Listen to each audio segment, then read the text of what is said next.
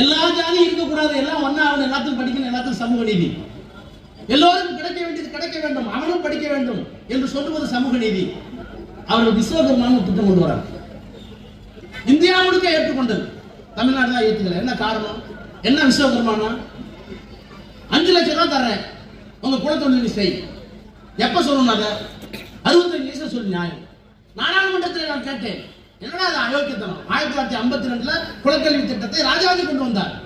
சக்கிலி பையனா செருப்பு தை, நாடார் பையனா கல்லறகு, மருத்துவோட பையனா நீ போய் பார்பராரு.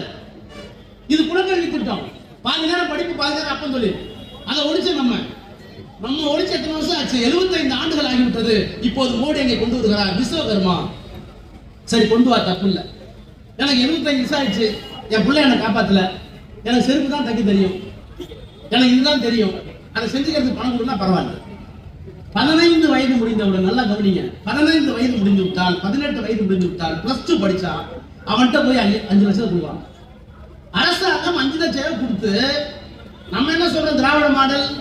டாக்டருக்கு போ, இன்ஜினியருக்கு போ, பாலிடெக்னிக்கு போ, வக்கீலுக்கு போ, ப்ரொஃபஸரா போ, படின்னு சொல்றோம் 18 வயசுல.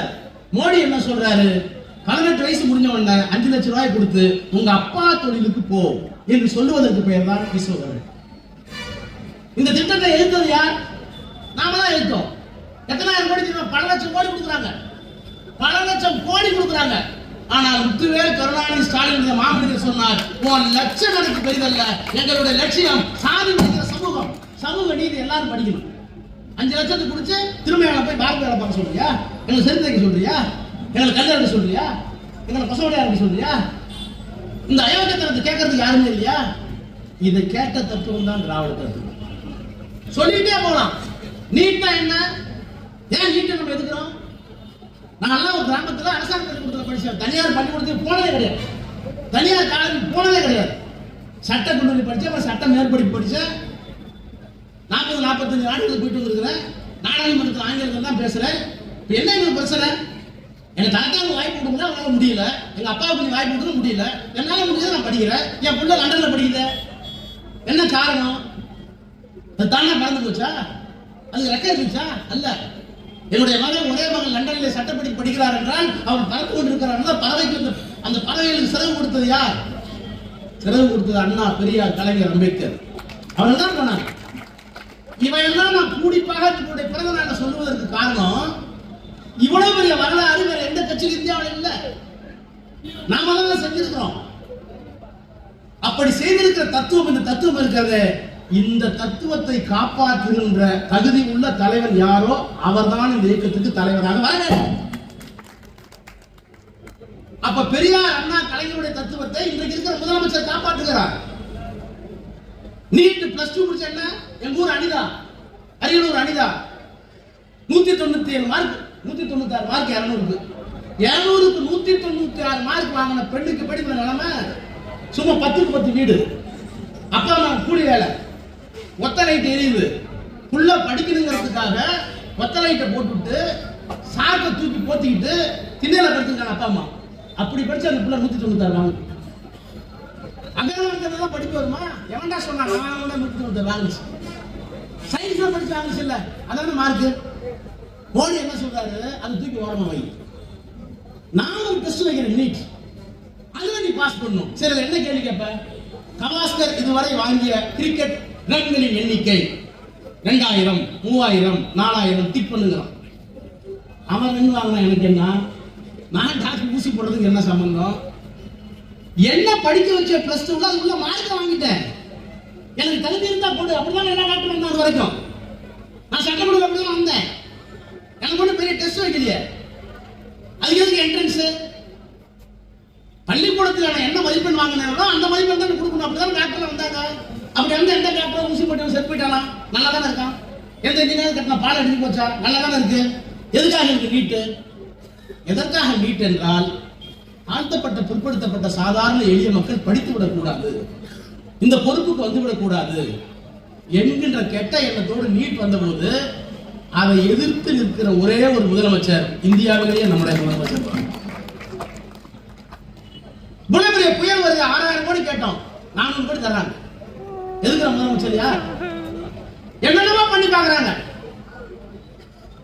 முதலமைச்சரை தமிழ்நாட்டை முடக்க வேண்டும் என்று விரும்புகிறார்கள், எத்தனிக்கிறார்கள், கொக்கரிக்கிறார்கள். ஆனா தெளிவா சொல்றாரு, பீகார் வரைக்கும் போய் சொல்றாரு, நாங்க டெல்லிக்கு அவுட் ஆஃப் கண்ட்ரோல் சொல்லக்கூடிய ஒரே முதலமைச்சர் இந்தியாவிலேயே முத்துவேல் கருணாநிதி ஒரே முதலமைச்சர். என்ன காரணம்? நமக்குன்னு மொழி இருக்கு, நமக்குன்னு அந்த மொழி சார்ந்த அடையாளம் இருக்கிறது.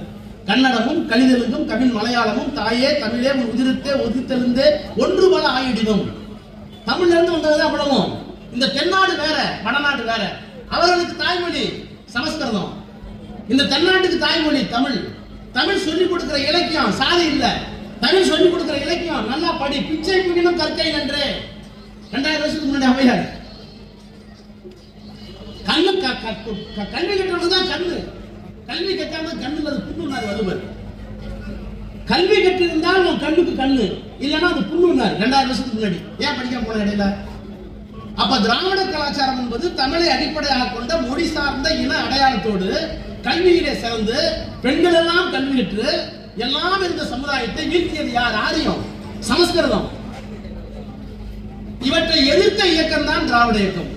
அப்ப இவ்வளவு வரலாறு கொண்ட வலிமை கொண்ட ஒரு இயக்கத்தை பெரியார் நடத்தினார், அண்ணா அரசியல் கொண்டு வந்து அரியணை ஏற்றினார், கலைஞர் கூர்மைப்படுத்தி ஆட்சி அதிகாரத்தை தந்தார்.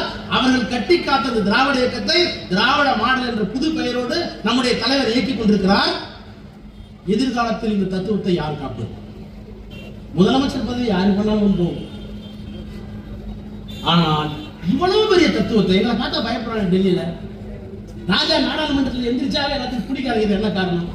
நான் என்ன சிங்கப்படியா? இல்ல, ராஜா எழுந்தால் அதற்கு பின்னால் முத்துவேல் கருணாநிதி ஸ்டாலின் என்ற மகத்தான மனிதர் இருக்கிறார். முத்துவேல் கருணாநிதி ஸ்டாலின் இருந்தால் அவருக்கு பின்னால் பெரியார், அண்ணாவும் கலைஞரும் இருக்கிறார்கள். இந்த தத்துவத்தை பார்த்து உனக்கு பயம். ராஜா தர்மபுரி இல்ல. அப்போ இந்த தத்துவத்தை காப்பாற்றுகின்ற தகுதி உள்ள ஒரு தலைவர் யார்? அவர் தானே திமுக அடுத்த தலைவர், அவர் தானே தமிழ்நாட்டை ஆளணும். இந்த தத்துவத்தை விட்டுலாமா? எல்லா கட்சியும் ஒரு கட்சா கட்சி ஆரம்பிச்சுலாம் அவங்க கட்சா இல்லையே. நமக்கு என்ன பெருமை? எம்ஜிஆர் ஆட்சியில் இருக்கும் போதே நம்ம பார்த்துருக்கோம். எம்ஜிஆர் ஆட்சியில் இருக்கும் போதே கலெக்டரோ எஸ்பியோ யாரை மதிப்பான்னு நம்ம வட்ட செயலர் தான் மதிப்பான், நம்ம பதிவு செயலர் தான் மரியாதை. ஏனென்றால் நமக்கு பின்னால கொள்கை இருக்கு. அப்போ கொள்கை சார்ந்த ஒரு இயக்கத்தை